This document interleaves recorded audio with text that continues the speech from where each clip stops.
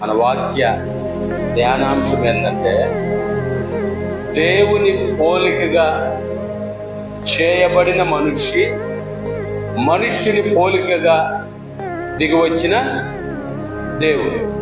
హల్లెలూయ. దేవుని పోలికగా చేయబడిన మనిషిని పోలికగా దిగివచ్చిన దేవుడు. హల్లెలూయ. ప్రియమైన దేవుని బిడ్డలారా, పోలిక అంటే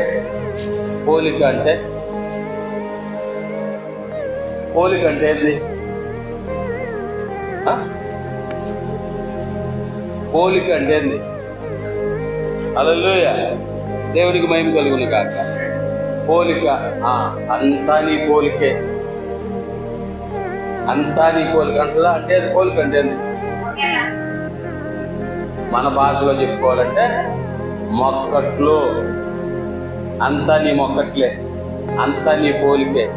హల్లెలూయ. ఇలా మనం చెప్తా ఉంటాం. అది ఎప్పుడు ఆ మాటలు మనకు వస్తాయంటే, ఎవరైనా బిడ్డలు మనం చూసినప్పుడు ఆ బిడ్డల గురించి ఆ తల్లిదండ్రులతో మనం చెప్పే మాట ఏంటంటే, అంతా వాళ్ళ నాయన ఉన్నట్టే ఉన్నాడు, లేకపోతే వాళ్ళ అమ్మ ఉన్నట్టే ఉన్నాడు, వాళ్ళ నాయన ఉన్నట్టే ఉంది, ఇలా చెప్తాం. సహజంగా మనకు తెలిసినటువంటి రీతిలో మనం చెప్పాలి. హల్లెలూయ. దేవునికి మహిమ కలుగును గాక. అయితే దేవుడు ఈ ప్రపంచాన్ని సృష్టించిన దేవుడు, ఈ ప్రపంచాన్ని కలుగు చేసిన దేవుడు మొత్తం 5 రోజుల్లో సృష్టిని చేశాడు. 5 రోజులు ఏం చేశాడు?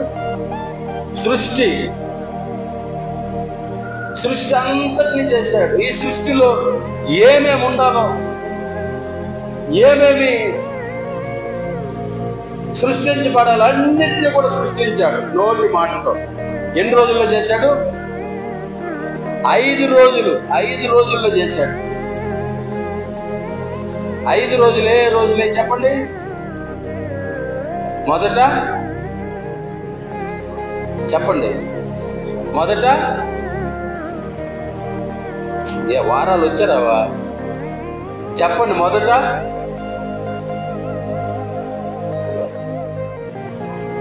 అందరూ పెద్దగా చెప్పండి. మొదట అంటే నేను కూడా చెప్తున్నానని నేను అనుకోవాలన్నమాట. వాళ్ళు కూడా చెప్తున్నారులే, ఊరికే నోరు ఆడిచ్చేస్తే సరిపోద్దులే, అందరిలో కలిసిపోవచ్చు అనుకోండి. హల్లెలూయా. 5 వారాలు, 5 రోజులు. మొదట ఆదివారము, తర్వాత సోమవారము, మంగళవారము, బుధవారము, గురువారం. ఈ 5 రోజుల్లో సృష్టి అంతటినీ చేశాడు. మొత్తం అంతా, చెట్లు, పక్షులు, ఇంకా జలాలు, జలచరాలు. దేవునికి మహిమ కలుగును గాక. ఈ సృష్టిలో ఏమీ లేనప్పుడు జలాలు ఉన్నాయి, ఉత్త జలాలు, ఓన్లీ నీళ్లు ఉన్నాయంట. నీళ్లు, ఆ జలాలను వేరుపరిచాడు. జలములన్నింటినీ ఒక చోటకి తీసుకొని వచ్చాడు. భూమిని సృష్టించాడు. తర్వాత భూమి, ఆకాశములు, పగలు, రాత్రి, ఆకాశ నక్షత్రాలు, సూర్య, చంద్ర. ఇంకా ప్రియమైన దేవుని బిడ్డలారా, ఈ సృష్టిలో ఏమేమైతే ఉన్నాయో, జంతువులు, పశువులు, పశు పక్షాదులు, జలచరాలు, నేలను ప్రాకే జీవులు, ఎగిరే పక్షులు, 4 కాళ్ళతో నడిచే జంతువులు, అన్నిటినీ నోటి మాటతో కలిగి చేసి 5 రోజుల్లో చేశాడు. హల్లెలూయా. అయితే 6వ రోజు ఏం చేశాడు అంటే, 6వ రోజు మనిషిని చేశాడు. 6వ రోజు మనిషిని చేశాడు. ఎలా చేశాడంటే, ఒక మనిషి కలుగును గాక అనలా, తన స్వహస్తాలతో, తన చేతులతో భూ దిగంతముల నుంచి మన్ను తీసి, ఆ మన్నుతో అంటే మట్టితో ఒక బొమ్మను చేశాడంట. హల్లెలూయ. అది చేయబోయే ముందు దేవుడు పలికిన మాటను మనం గమనిస్తే, ప్రియమైన దేవుని బిడ్డలారా, ఆదికాండము 1వ అధ్యాయము 26వ వచనాన్ని ఒకసారి చదువుకుందాం.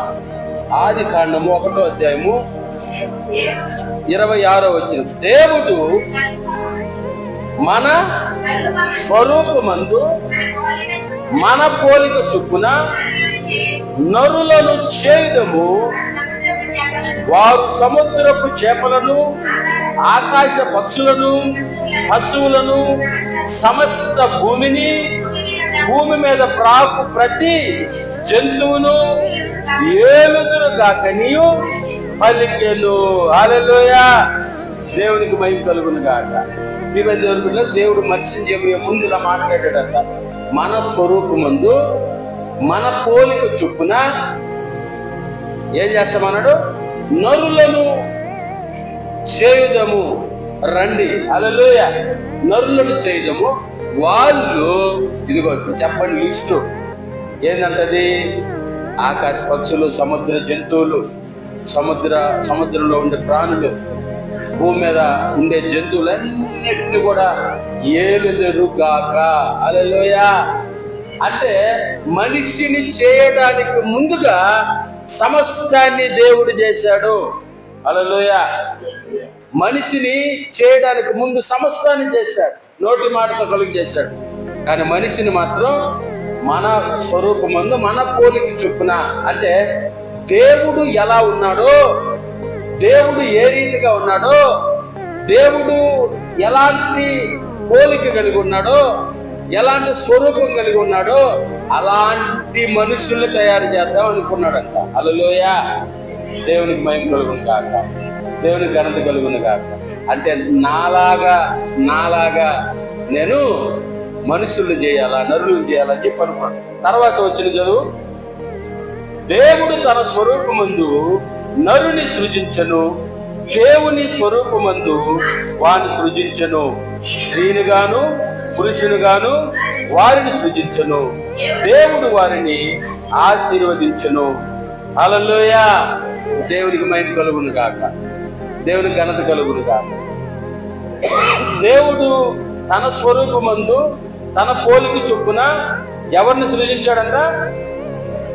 నరుని, స్త్రీని గాను పురుషుని గాను. హల్లెలూయా. దేవునికి మహిమ కలుగును గాక, దేవునికి ఘనత కలుగును గాక. ప్రియమైన దేవుని బిడ్డలారా, దేవుడు నిజంగా మనిషిని తయారు చేసేటువంటి ఆ నేపథ్యంలో దేవుడంట మొట్టమొదట ఎవరిని చేశాడు? పురుషుని చేశాడు. పురుషుని, ఆది మానవుడైనటువంటి ఆదాముని చేశాడు. ఎలా చేశాడు అంటే, ఆది మానవుడైనటువంటి ఆదాముని ఎలా చేశాడు అంటే చాలా చక్కగా చూడండి. ఆది కాండం 2వ అధ్యాయము 7వ వచనం చదవండి. దేవుడైన యెహోవా నేల మంటితో నరుని నిర్మించి వాని నాసిక రంధ్రములలో జీవ వాయువును ఓదగా నరుడు జీవాత్మాయను. చాలు. హల్లెలూయా. దేవుడైన యెహోవా నేల మట్టితో నరుని నిర్మించి వాని నాసిక రంధ్రములో జీవవాయువును ఊదగా నరుడు జీవాత్మాయను. హల్లెలూయా. ఆ తర్వాత 2వ అధ్యాయము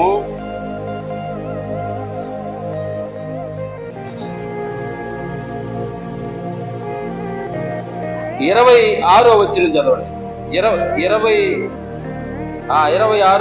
20వ వచనం. అప్పుడు ఆదాము సమస్త పశువులకును, ఆకాశ పక్షులకును, సమస్త భూజంతువులకును పేర్లు పెట్టెను. అయినను ఆదామునకు సాటి అయిన సహాయము అతనికి లేకపోయెను. హల్లెలూయా. ప్రియమైన దేవుని బిడ్డలారా, ఆదాము సమస్త పశువులకు, సమస్త జంతువులకి, పక్షులకు అన్నిటికి కూడా పేర్లు పెట్టాడంట. కానీ ఆయనకు సాటైన సహాయం లేదంట. హల్లెలూయా. అంటే మొట్టమొదట మానవుడు పురుషుడుగా దేవుడు చేశాడు. ఇప్పుడు ఆ పురుషునికి సాటైన సహాయము ఎవరు లేరు? స్త్రీ లేదు. అప్పుడు అన్నిటికీ పేర్లు పెట్టడం దేవుడు గమనించినప్పుడు, అప్పుడు దేవుడు ఒకటి అనిపించింది, అన్నిటినీ జతలుగా దేవుడు చేశాడంట. పక్షుల్లో, పశువుల్లో, జంతువుల్లో, ఇంకా ఏమేమైతే ఉన్నాయో వాటన్నిటిలో మగది ఆడది అన్నీ ఉన్నాయి. హల్లెలూయా. అయితే మనిషి మాత్రం దేవుని స్వరూపమందు దేవుని పోలిక చొప్పున సృజించబడ్డాడు కనుక మనిషి మాత్రం మగవానిగా సృజించబడ్డాడు మొదట. హల్లెలూయా. ఎందుకని? ఇప్పుడు కొరవన్నింటినీ దేవుడు నోటి మాట కలిగజేశాడు, మనిషిని మాత్రం తన స్వరూపమందు తన పోలిక చొప్పున చేశాడు కాబట్టి మగవాణ్ణి చేశాడు. ఎందుకని? దేవుడు మగవాడు గనుక. హల్లెలూయా. దేవునికి మహిమ కలుగును గాక. దేవుడు పురుషలింగం, దేవుడు స్త్రీ కాదు కనుక దేవుడు తన స్వరూపమందు తన పోలిక చొప్పున నరుని మనం చేయదము అని తనలో తాను అనుకున్నప్పుడు, మాట్లాడుకున్నప్పుడు, తయారు చేయబడినటువంటి మనిషిని మనం చూస్తే మగవాణ్ణి చేశాడు. హల్లెలూయా. ఎందుకంటే దేవుని స్వరూపము, దేవుని పోలిక అదే. అప్పుడు అతడు ఒంటరిగా ఉన్నాడని దేవుడు గ్రహించాడు. అన్నిటికీ సాటి అయిన సహాయం, హల్లెలూయా, అన్నిటికీ కావలసిన తోడు ఉంది. ప్రతి పక్షికి, ప్రతి జంతువుకి తోడు ఉంది, కానీ మనిషికి మాత్రం తోడు లేరు. అప్పుడు గుర్తించి 21వ వచనం, అప్పుడు దేవుడైన యెహోవా ఆదామునకు గాఢ నిద్ర కలుగజేసి అతడు నిద్రించినప్పుడు అతని ప్రక్కటెముకలలో ఒకదానిని తీసి ఆ చోటును మాంసముతో పూడ్చివేసెను. హల్లెలూయా. దేవుడైన యెహోవా ఆదామునకు తను కలుగు చేసినటువంటి మనిషికి గాఢ నిద్ర కలుగు చేశాడంట. హల్లెలూయా. ఇదే ప్రపంచంలో జరిగిన మొట్టమొదట ఆపరేషన్ చేయడానికి దేవుడు ఆయనకి ఏమిచ్చాడు? గాఢ నిద్ర. అంటే ఇప్పుడైతే ఆపరేషన్ చేయాలంటే ఏమిస్తున్నారు? మత్తు. సో మత్తు లేకుండా ఆపరేషన్ చేయడం కష్టం. సో ఆ రోజు గాఢ నిద్ర లేకుండా దేవుడు తయారు చేసినటువంటి మనిషిలో నుంచి ఒక ప్రకటెముకను పెరగడం కష్టం. చాలా సింపుల్గా గాఢ నిద్ర కలుగు చేసి ఆదాము యొక్క ఎముకలలో ప్రక్కటెముక ఒక ఎముకను తీసేదంట. ఆ చోటుని మాంసంతో పూడ్చాడంట. ఆదాము తయారు చేయబడేటప్పుడు ఆదాముకు మాంసం ఉందా? రక్తం ఉందా? ఏం లేదు. నేల మట్టితో నరుని తయారు చేశాడు. హల్లెలూయా. దేవునికి మహిమ కలుగును గాక. అయితే ప్రియమైన దేవుని బిడ్డలారా, ఆ ప్రక్కటెముకను తీసి పక్కన పెట్టి ఆదాముకి ఆ ప్రక్కటెముక ప్లేసులో మాంసము, హల్లెలూయా, మాంసము అంటే ఈ మాంసం ఎక్కడి నుంచి తెచ్చాడు? తన దేహంలో నుంచే. కారణం చూడండి, ఇప్పుడు మనకు ఈ హ్యూమన్ బాడీలో, మన శరీరంలో ఒక చోట ఉన్నటువంటి ఆ కొదువును, అంటే ఉదాహరణకి ఏదైనా ప్రమాదం జరిగినప్పుడు అక్కడ ఏర్పడినటువంటి ఆ కొదువును వాళ్ళు ఆపరేషన్ చేసేటప్పుడు మరో చోట ఉన్నటువంటి ఎముకను కానీ మాంసాన్ని కానీ తీసి ఆ చోట వేస్తారు. మన దేహంలోదే, మన శరీరంలోదే. ఎవరు నేర్పించారు ఇది? దేవుడే నేర్పించాడు. హల్లెలూయా. దేవునికి మహిమ కలుగును గాక. మొట్టమొదట మత్తు కలుగు చేసింది, అంటే ఆపరేషన్ కొరకైన మత్తు కలుగు చేసింది దేవుడు. గాఢ నిద్ర కలుగు చేశాడంట. ఆ నిద్రలో మెలకువ లేదు. ఆపరేషన్ అయిపోయేదాకా మెలకువ లేదు. దేవునికి మహిమ కలుగును గాక. ఆపరేషన్ అయిపోగానే ఆ ప్రక్కటెముక తీసి మాంసంతో ఆ చోటు పూడి చేసి దాని చర్మాన్ని కప్పేసి ఆ తర్వాత ఆ ఎముకతో ఒక స్త్రీనిగా చేశాడు దేవుడు. హల్లెలూయా. దేవునికి మహిమ కలుగును గాక. అది పురుషుడిని మాత్రం మట్టితో చేశాడు, స్త్రీని మాత్రం ఎముకతో చేశాడంట. దేవునికి మహిమ కలుగును గాక. హల్లెలూయా. ప్రియమైన దేవుని బిడ్డలారా, ఇప్పుడు ఆయన నిద్ర లేచే లోపల ఆయన ఎదుట ఎవరున్నారు? స్త్రీ, తనకు కావలసిన తోడు. చూడండి ఆ 22వ వచనం చదవండి. తరువాత దేవుడైన యెహోవా తాను ఆదాము నుండి తీసిన ప్రక్కటెముకను స్త్రీనిగా నిర్మించి ఆమెను ఆదామునొద్దకు తీసుకొని వచ్చాను. అప్పుడు ఆదాము ఇట్లనెను, నా ఎముకలలో ఒక ఎముక, నా మాంసములో మాంసము, ఇది నరునిలో నుండి తీయబడును గనుక నారీ అనబడను. హల్లెలూయా, దేవునికి మహిమ కలుగును గాక. ప్రియమైన దేవుని బిడ్డలారా, ఇక్కడ చూడండి, ఆదాముకి తెలుసా దేవుడు ఆదాము ఎముక తీశాడని? తెలుసా? తెలియదు కదా. గాఢ నిద్ర కలిగజేశాడు. నిద్రలో ఏం జరుగుతుందో ఆదాము తెలియదు. ఎముక తీసేశాడు, ఆ ప్లేస్ని మాంసంతో పూర్తి చేసి చర్మం కప్పేశాడు. మామూలుగా అప్పటికప్పుడే మొత్తం క్లియర్ అయిపోయింది. హల్లెలూయా. పుట్లేసి పుట్లు పొడేసుకొని మానిందాకా పత్యాలుండి ఇవన్నీ జరగల. ఒక మేజర్ ఆపరేషన్ జరిగింది అక్కడ. ఏం జరిగింది? మేజర్, పెద్ద ఆపరేషన్ అంటారు దీన్ని. ఏం ఆపరేషన్? పెద్ద ఆపరేషన్, చిన్న ఆపరేషన్లు ఉన్నాయా లేవా? చిన్న ఆపరేషన్, చిన్న చిన్న సర్జరీ. పెద్ద ఆపరేషన్ అంటే పెద్ద అంటే బాగా కోసేదాన్ని పెద్ద ఆపరేషన్ అంటారు. హల్లెలూయా. ఇప్పుడు ఉదాహరణకి డెలివరీ టైంలో చేసే ఆపరేషన్ ఏమంటారు? పెద్ద ఆపరేషన్. పెద్ద ఆపరేషన్ చేసి బిడ్డను తీశారు. హల్లెలూయా, దేవునికి మహిమ కలుగుతుంది కాదు.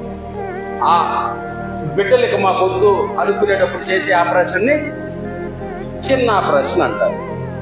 సో ఇక్కడ జరిగిన ఆపరేషన్ మేజర్ ఆపరేషన్, పెద్ద ఆపరేషన్. సహజంగా ఇప్పుడు ఈ కాలంలో డాక్టర్లు అయితే ఖచ్చితంగా ఎంత తక్కువ సమయం తీసుకున్నా 3 గంటలు ఖచ్చితంగా పడుతుంది. తక్కువ సమయం నేను చెప్పేది, అంటే తక్కువలో తక్కువ 3 గంటలు పడుతుంది.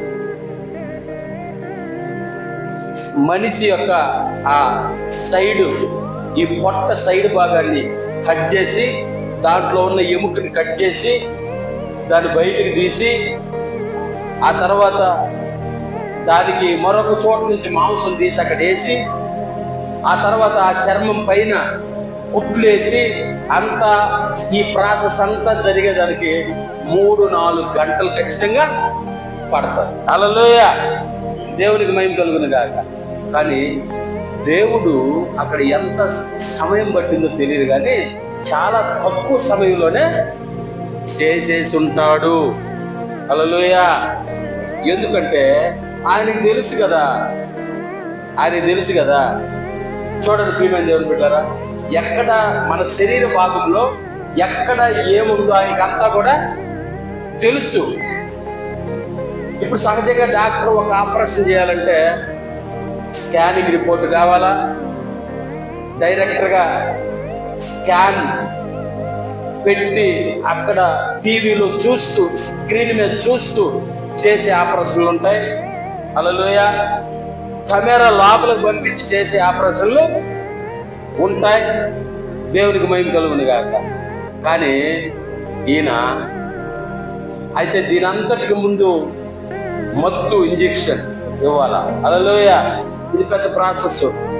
ఇప్పుడు డిమాండ్లో ఉండేది ఇదే, మత్తు డాక్టర్. సింపుల్గా మత్తు డాక్టర్కి ఒక ఇంజెక్షన్కి ఇప్పుడు ఈ రోజుల్లో 1000 రూపాయలు. దేవునికి మహిమ కలుగును గాక. హల్లెలూయా. 1000 రూపాయలు తీసుకుంటున్నారు. మీకు తెలుసా ప్రియమైన దేవుని బిడ్డలారా, ఒక ఇంజెక్షన్, చిన్న ఇంజెక్షన్, దాని రేటు కానీ మనకి తెలిస్తే ఆశ్చర్యపోతాం. దాని రేటు, ఆ చిన్న ఇంజెక్షన్ రేటు చాలా స్వల్పమైంది. కానీ దాన్ని ఇంజెక్ట్ చేసి 1000 రూపాయలు తీసుకుంటున్నారు. దేవునికి మహిమ కలుగును గాక. ప్రియమైన దేవుని బిడ్డ, ఈ ప్రాసెస్ అంతా ఉంది. అయితే దేవుడు ఆ రోజు చేసిన మొట్టమొదటి ఆపరేషన్లో కావలసిన మత్తు ఇచ్చాడు, అంటే గాఢ నిద్ర కలిగజేశాడు. ఆపరేషన్ అయిపోయింది. ఆ తర్వాత ఎముకతో స్క్రీన్ చేసేశాడు. ఆ ఎముకతో స్త్రీని చేశాడు. ఆ స్త్రీని పురుషుడి దగ్గరికి పంపించాడు. ఆ పురుషుడు మొట్టమొదటి ఆది మానవుడైనటువంటి ఆదాము ఆ స్త్రీని చూసి ఏమన్నాడు తెలుసా? ఏమన్నాడు? నా ఎముకలో ఎముక, నా మాంసములో మాంసము, ఇది నరుని లో నుండి తీయబడింది కనుక నారి అనబడింది. హల్లెలూయా, దేవునికి మహిమ కలుగునుగా. నారి అనబడింది. అద్భుతమైన కవిత్వాన్ని అక్కడ రాశారు. ఇక్కడ దేవుడు తన పోలిక చొప్పున తన స్వరూపమందు ఆదాముని చేశాడు. కానీ హవ్వను మాత్రం, స్త్రీని మాత్రం ఆదాములో నుండి తీశాడు. హల్లెలూయా, ఆదాములో నుండి తీశాడు. ఇది దేవుని పోలికతో చేయబడిన మనుషులు, దేవుని పోలికతో చేయబడిన మనుషులు. హల్లెలూయా, దేవుని పోలికతో చేయబడ్డారు మనుషులు, దేవుని స్వరూపమందు చేయబడ్డారు. అంటే ఆదాముని చూస్తే బా దేవుడు ఇలా ఉంటాడు అనిపిస్తుంది అన్నమాట. సో దేవుడు ఎలా ఉంటాడో అలా ఆదాము ఉన్నాడు. ఆదాములో నుంచి తీయబడిన స్త్రీ కూడా అలాగే ఉంది. దేవునికి మహిమ కలుగును గాక. అయితే కాలము గడిచింది, కాలము గడుస్తున్నటువంటి నేపథ్యంలో ఒకానొక సమయంలో ఏం జరిగిందంటే భయంకరమైనటువంటి సంఘటన జరిగింది. దేవుడు ఆ ఇద్దరిని కూడా ఏదేను తోటలో పెట్టాడు. ఆ తోటలో కావలసినవన్నీ ఉన్నాయి. అయితే మనందరికి తెలుసు, ఆ తోటలో దేవుడు ఒక చెట్టు పండు మాత్రం తినద్దు అన్నాడు. ఒక చెట్టు పండు మాత్రం తినద్దు. అది ఎందుకు తినద్దు అన్నాడు అంటే దానివల్ల ప్రమాదం అయితే లేదు, కానీ దేవుడు చెప్పిన మాట వల్ల దానికి ప్రమాదం ఏర్పడింది. హల్లెలూయా, దేవునికి మహిమ కలుగును గాక, దేవునికి ఘనత కలుగును గాక. హల్లెలూయా, ప్రియమైన దేవుని బిడ్డలు, ఒక చెట్టును పెట్టాడు. తోట మధ్యలో ఉంటుందంట. అది దాని పేరు ఏం పేరు? మంచి చెడులను తెలియజేసే చెట్టు అంట. అంటే ఆ చెట్లు ఏముంది? మంచి ఉంది, చెడు కూడా ఉంది. మంచి చెడు, దేవునికి మహిమ కలుగును గాక. అయితే ఆ రోజు దేవుడు పెట్టిన ఆ చెట్టు అంట ఈ రోజు కూడా ఉందంట. ఈ రోజు కూడా ఉందంట. ఏందది? ఆ రోజు దేవుడు పెట్టిన మంచి చెడులను తెలియజేసే చెట్టు ఈ రోజు కూడా ఉందంట. ఏందది? మంచి చెడులను తెలియజేసే చెట్టు. ఆ చెట్టు ఈ చెట్టు. హల్లెలూయా, దేవునికి మహిమ కలుగును గాక. ఆ రోజు ఒక చెట్టు, దానికి పండు, మంచి చెడులను తెలియజేసేటువంటి చెట్టు. ఆ పండు తింటే ప్రమాదం, మీరు చచ్చిపోతారని దేవుడు చెప్పాడు. అయితే ఆ చెట్టులో చెడు మాత్రమే లేదు, ఏముంది? మంచి కూడా ఉంది. అయితే ఈ రోజు కూడా ఒక చెట్టు ఉంది. ఆ చెట్టు కూడా మంచి చెడులను తెలియజేసే చెట్టు అంట. ఈ చెట్టులో మంచి ఉంది, చెడు కూడా ఉంది.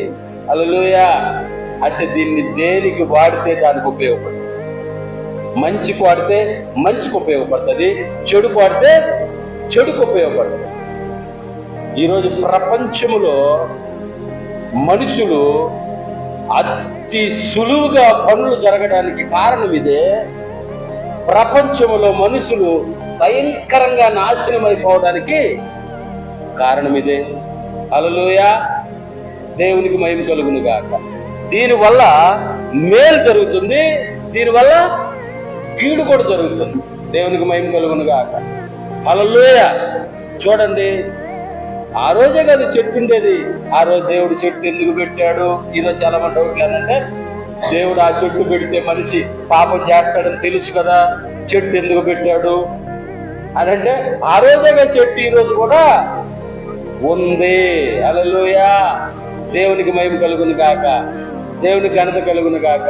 ప్రియమైన దేవుని బిడ్డలారా, ఆ రోజు దేవుడు ఆ చెట్టుని ఎందుకు పెట్టాడు అంటే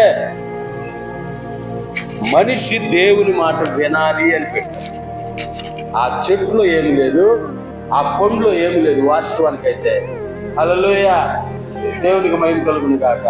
కానీ ఆ పండు తినద్దు అన్న మాటలోనే ఉందంట. తినద్దు అని చెప్పిన పండు ఎప్పుడైతే తిన్నారో దేవుడు చెప్పిన ఆజ్ఞను అతిక్రమించాడు. ఆజ్ఞ అతిక్రమమే పాపము. హల్లెలూయా, దేవునికి మహిమ కలుగును గాక. కాబట్టి ఆ పండు తిన్నారు కాబట్టి కాదు, కానీ మాట వినలేదు, మాట వినలేదు. అందుకే దేవుడు ఈ రోజుతో కూడా ఆ చెట్టుని కొనసాగిస్తూనే ఉన్నాడు. దేవునికి మహిమ కలుగును గాక, దేవుని ఘనత కలుగును గాక. ప్రియమైన దేవుని బిడ్డలారా, సో అక్కడ ఏం జరిగిందంటే దేవుని పోలికను మనుషులు కోల్పోయారు. ఎప్పుడైతే పండు తిన్నారో ఆ టైంలో దేవుని పోలికను కోల్పోయారు, దేవుని స్వరూపాన్ని కోల్పోయారు. హల్లెలూయా, దేవునికి మహిమ కలుగును గాక, దేవునికి ఘనత కలుగును గాక. ప్రియమైన దేవుని బిడ్డలారా, దేవుని స్వరూపాన్ని, దేవుని పోలికను కోల్పోయారు. ఆ తర్వాత ఏం జరిగింది తెలుసా? ఆదికాండం 5వ అధ్యాయం 1వ వచనం చదవండి. ఆదాము వంశావళి క్రమము ఇదే. దేవుడు ఆదామును సృజించిన దినమున దేవుని పోలికగా అతని చేసెను, మగవానిగాను ఆడదానిగాను వారిని సృజించి వారు సృజించబడిన దినమున వారిని ఆశీర్వదించి వారికి నరులని పేరు పెట్టెను. ఆదాము 130 ఏళ్ళు బ్రతికి తన పోలికగా తన స్వరూపమున కుమారుని కని అతనికి షేతు అని పేరు పెట్టెను. హల్లెలూయా, దేవునికి మహిమ కలుగును గాక, దేవుని ఘనత కలుగును గాక. ఆదాము సృజించబడిన తర్వాత ఎన్ని సంవత్సరాలంట? 130 ఏళ్ళు. 130 సంవత్సరాల తర్వాత ఆదాముకు ఒక బిడ్డ పుట్టాడు. హల్లెలూయా, 130 సంవత్సరాల తర్వాత ఆదాముకి ఒక బిడ్డ పుట్టాడు. ఎలా పుట్టాడంట? ఆదాము పోలిక, ఆదాము స్వరూపం. హల్లెలూయా, అయిపోయింది. ఇక ఏంది? ఆదామేమో దేవుని పోలిక, దేవుని స్వరూపాన్ని పుట్టాడు. కానీ ఆదాముకు పుట్టిన బిడ్డేమో ఆదాము స్వరూపంలో ఆదాము పోలిక పుట్టాడు. ఎందుకంటే ఆదాము దేవుని స్వరూపాన్ని, దేవుని పోలికను కోల్పోయాడు. హల్లెలూయా, దేవుని మాట ఎప్పుడైతే వినకుండా అయిపోయాడో, దేవుని మాట ఎప్పుడైతే ఆయన అతిక్రమించాడో అప్పుడు దేవుని పోలికను, దేవుని స్వరూపాన్ని కోల్పోయాడు ఆదాము. హల్లెలూయా, ఆ తర్వాత ఆదాముకి పుట్టిన బిడ్డ ఆదాము పోలికలో పుట్టాడంట. హల్లెలూయా, సహజంగా అయితే ఆదాముకు పుట్టిన బిడ్డ ఎవరి పోలికలో ఉండాలా? దేవుని పోలికలోనే ఉండాలా. హల్లెలూయా, కానీ ఆదాముకే ఆ టయానికి ఏం లేదు, దేవుని పోలిక లేదు, దేవుని స్వరూపం లేదు, కోల్పోయాడు. ఇప్పుడు ఆదాముకు ఒక బిడ్డ పుట్టాడు 130 సంవత్సరాలప్పుడు. ఆ బిడ్డ పేరేం పేరంట? షేతు. ఆ బిడ్డ ఆదాము పోలికలో ఆదాము స్వరూపం ఉన్నాడు. దేవునికి మహిమ కలుగుతాడు. ప్రియమైన దేవుని బిడ్డలారా, అయిపోయింది. ఇంకా ఆడ నుంచి కథ మారిపోయింది. ఆడ నుంచి ఏమైపోయింది? కథ మారిపోయింది. ఇక పుట్టే వాళ్ళందరూ కూడా మనుషుల పోలిక. దేవుని పోలికను కోల్పోయారు, దేవుని స్వరూపాన్ని కోల్పోయారు. ఇక దేవుని పోలిక లేదు. అక్కడి నుంచి పుట్టే ప్రతి మనిషి కూడా పాపములోనే పుడుతున్నాడు, పాపముతోనే. ఎట్లంట? పాపముతోనే. ఇదే జన్మతః పాపం. ఏ పాపం అంటే ఇది? జన్మత అంటే పుట్టుకతో వచ్చే పాపం. ఇది ఏ పాపం అంటే ఆదాము దేవుని మాట వినకుండా ఆజ్ఞను అతిక్రమించి చేసిన పాపము. హల్లెలూయా. ఇది ప్రతి మనిషిలో ఉంటుంది. ఇది ప్రతి మనిషిలో ఉంటుంది. దేవునికి మహిమ కలుగును గాక. అయితే ప్రియమైన దేవుని బిడ్డరా, దాని తర్వాత ఏం జరిగింది అంటే, ఆదాము కోల్పోయినటువంటి ఆ స్వరూపాన్ని, ఆ పోలికను, హల్లెలూయా, ఇక ఏ మనిషి కూడా తీసుకురాలేడు. ఎవరి వల్ల కాదు. ఎందుకంటే మనుషులందరూ పాపులని బైబిల్ చెప్తారు.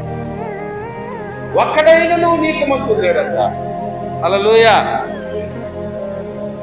కాబట్టి మనుషులందరూ కూడా పాపులే. ఒక్కడు కూడా నీతిమంతులు లేరు. అందరూ పాపం చేసి దేవుడు అనుగ్రహించే మహిమను పొందలేని స్థితిలో ఉండిపోయారు. అయ్యో, దేవుడు చూస్తా ఉన్నాడు. అరే, నా పోలిక చొప్పున నా స్వరూపమందు నరులను చేశానే. దేవుడు చెప్పాడు కదా. ఏం చెప్పాడు? ఫస్ట్ మన స్వరూపమందు మన పోలిక చొప్పున దేవునికి మహిమ కలుగును గాక నరులను చేయుదము అన్నాడు. అలాగే చేశానే, కానీ ఈరోజు నా పోలికను వాళ్ళు కోల్పోయారే, నా స్వరూపాన్ని కోల్పోయారని దేవుడు చూస్తా ఉన్నాడు. అయితే మరలా దేవుని పోలిక మనుషులకి రావాలి అంటే, దేవుని స్వరూపం మనుషులకి రావాలి అంటే ఒక పరిశుద్ధుడు బలవ్వాలా. సో అది మనిషి అయి ఉండాలా. ఎట్టుండాలా? మనిషి అయి ఉండాలా. దేవుడు డైరెక్ట్ గా దిగి వస్తే కుదరదు. దేవుడు డైరెక్ట్ గా దిగి వచ్చి నేను మనుషులందరి కొరకు బలైపోతానంటే అది కుదిరే పనిగా. దేవునికి మహిమ కలుగునుగా. ఎందుకంటే దేవుడు ఆత్మస్వరూపి. దేవుడు ఎవరంట? ఆత్మస్వరూపి. ప్రియమైన దేవుని బిడ్డలారా, అప్పుడు దేవుడు ఆలోచన చేసి ఎలాగైనా మనుషులు పోగొట్టుకున్న నా పోలికను, మనుషులు కోల్పోయిన నా స్వరూపాన్ని మరలా మనుషులకి తేవాలి అంటే నేను మనుషుల పోలికలో పుట్టాలా. హల్లెలూయా. దేవునికి మహిమ కలుగుతారు. నేను మనుషుల పోలికలో పుట్టాలా. ఎంత భయంకరమైనటువంటి కష్టాన్ని, భయంకరమైన పరిస్థితిని ఎదుర్కోవడానికి దేవుడు సాక్షించాడు అని చెప్పచ్చు. దేవుడిగా ఉండడం సులభం. హల్లెలూయా. దేవుడిగా ఉండడం సులభం. ఎందుకంటే ఆయన అన్నీ చేయగలడు, ఏమైనా చేయగలడు. హల్లెలూయా. దేవునికి మహిమ కలుగును గాక. కానీ ఒక మనిషి ఒక దేవుడు మనిషిగా రావాలంటే చాలా కష్టం, చాలా భయంకరమైన పరిస్థితి. ఎందుకంటే ఆ స్వభావం, ఆ పరిస్థితులు అవన్నీ చాలా దారుణంగా ఉంటాయి, తెలుసు. అయితే దేవుడు ఈ సాహసాన్ని చేయడానికి, ఈ త్యాగాన్ని చేయడానికి ఇష్టపడ్డాడు. కుమారుడైన దేవుడు యేసుక్రీస్తు ప్రభులు వారు ఆయన 2025 సంవత్సరాల క్రితం ఈ లోకములో మనుష్యుని పోలికతో పుట్టాడు. హల్లెలూయా. దేవునికి మహిమ కలుగును గాక. చూడండి, ఫిలిప్పీయులకు రాసిన పత్రిక 2వ అధ్యాయము 7వ వచనం. ఫిలిప్పీయులకు రాసిన పత్రిక 2వ అధ్యాయము 7వ వచనం చదవండి.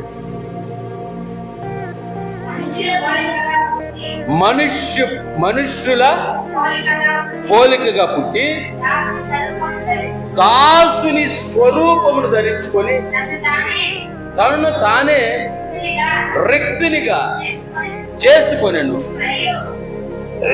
చాలు. హల్లెలూయా. మనుషుల పోలికగా పుట్టి దాసుని స్వరూపాన్ని ధరించుకున్నాడంట. హల్లెలూయా. మనకేమో దేవుని పోలిక, దేవుని స్వరూపం. కానీ దేవుడు మనుషుని పోలికగా పుట్టేసరికే దాసుని స్వరూపం.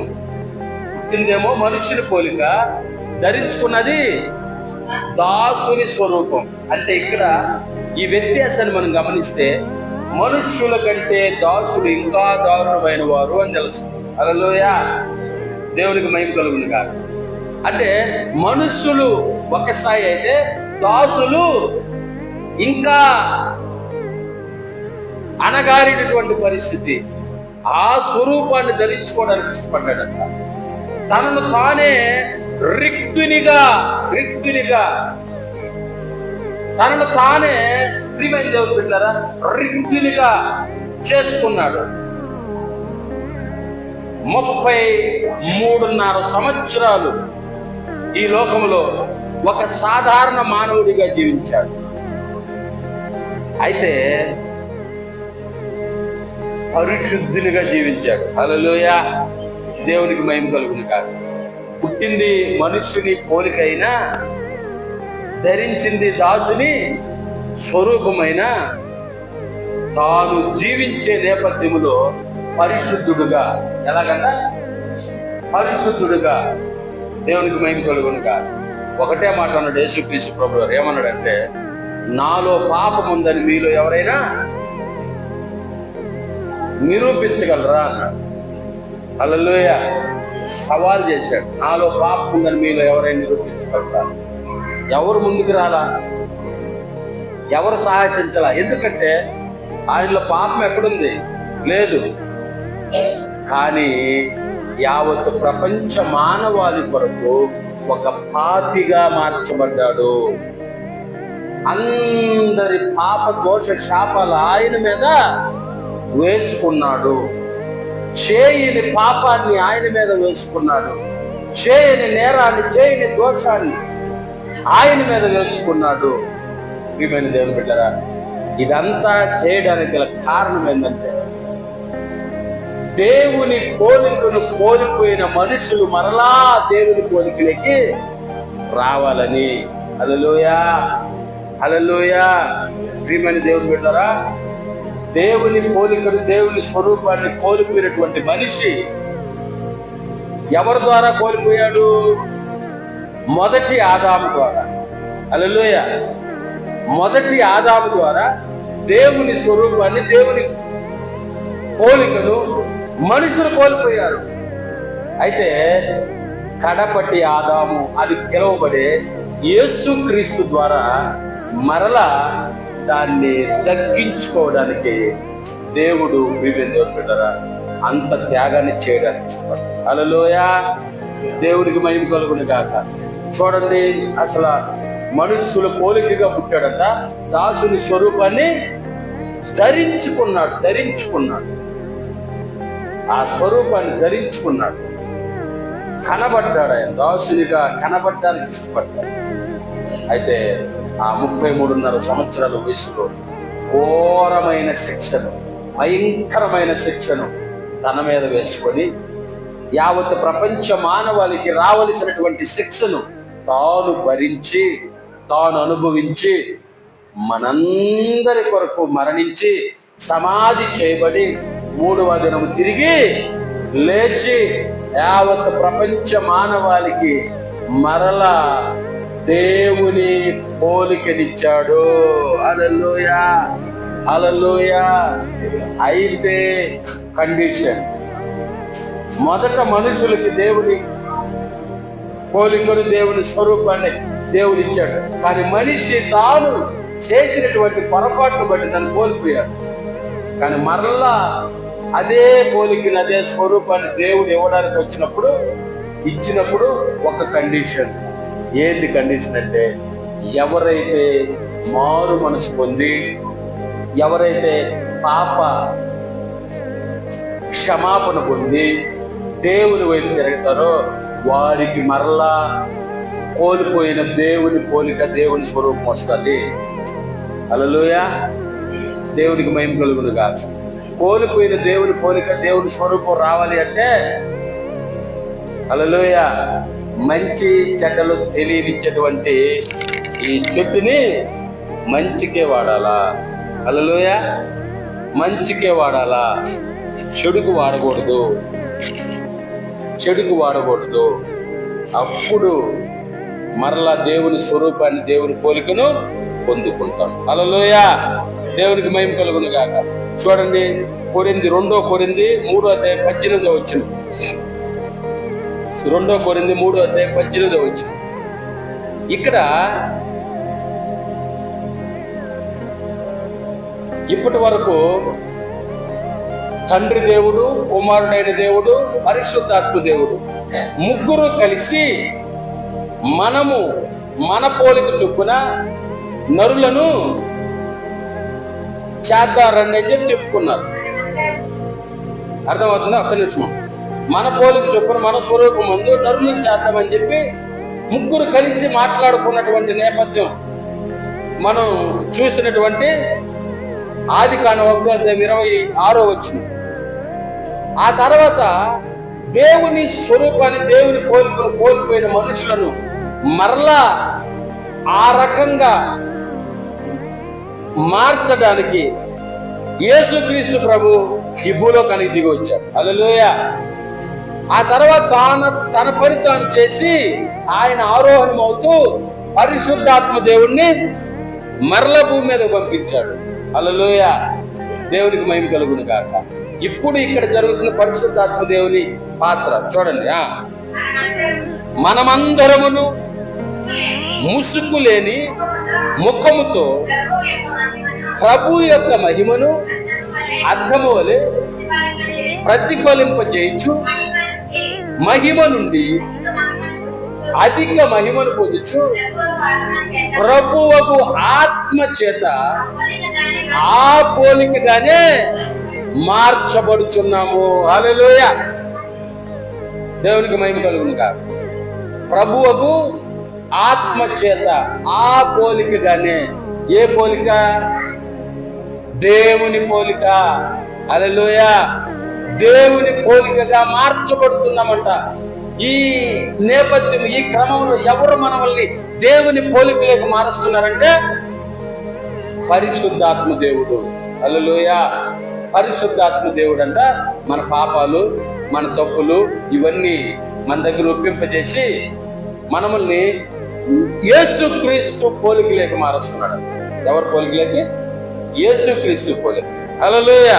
చూడండి, ఆ మాట కూడా 1 యోహాను పత్రిక 3వ అధ్యాయం 2వ వచనం.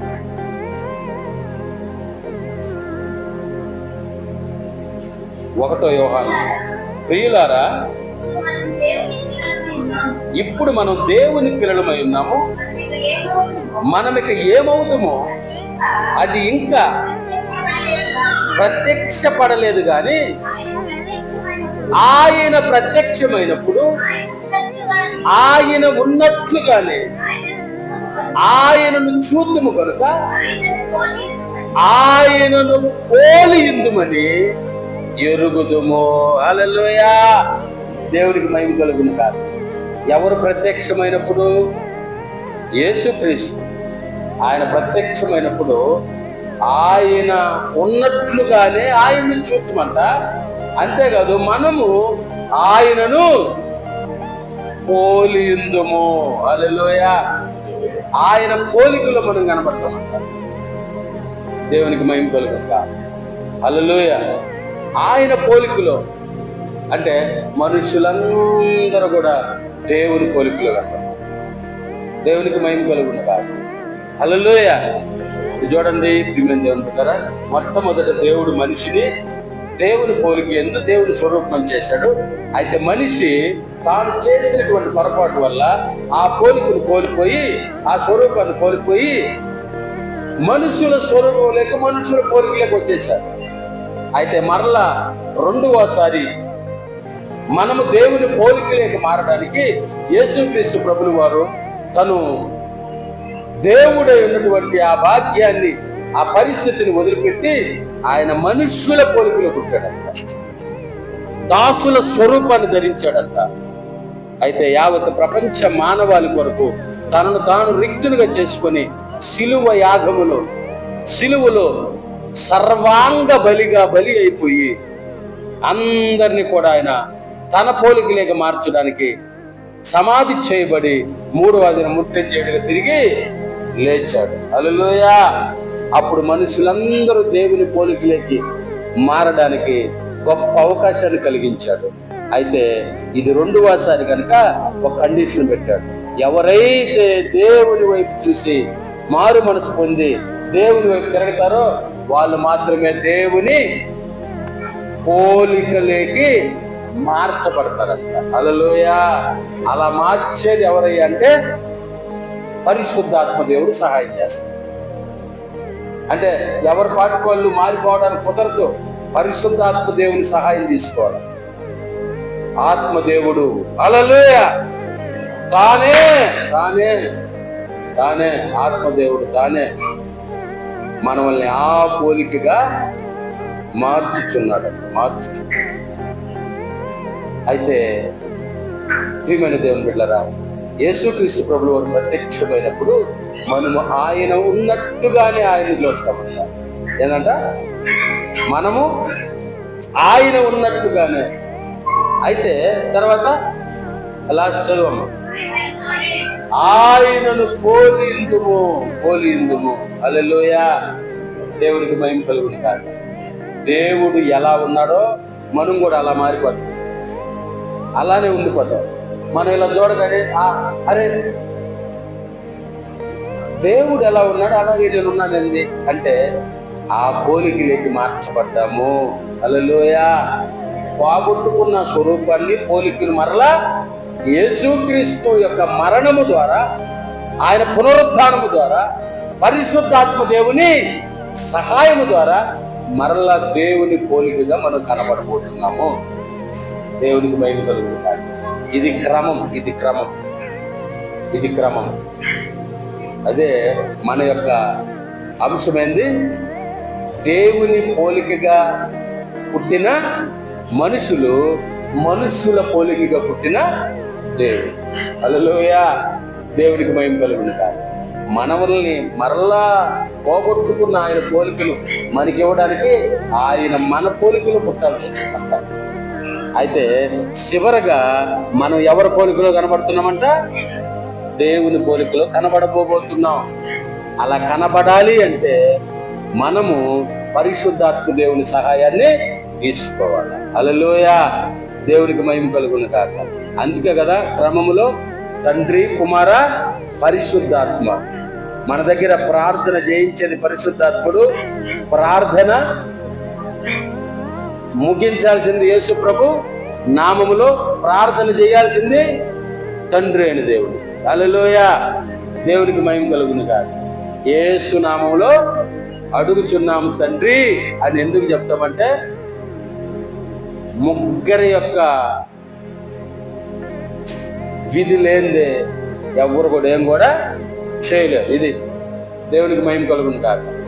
కాబట్టి మరలా మనం దేవుని పోలికలోకి మారాలి అంటే, దేవుని పోలికలో మనం కనబడాలి అంటే మనము మారు మనసు పొంది పాప క్షమాపణ పొంది హల్లెలూయా దేవునికి మహిమ కలుగును కాదు దేవుని వైపు తిరగాల. ఈ క్రమం జరిగించడానికి సహాయం చేసేదే పరిశుద్ధాత్ముడు. అట్టి గొప్ప కృప దేవుడు మనందరికీ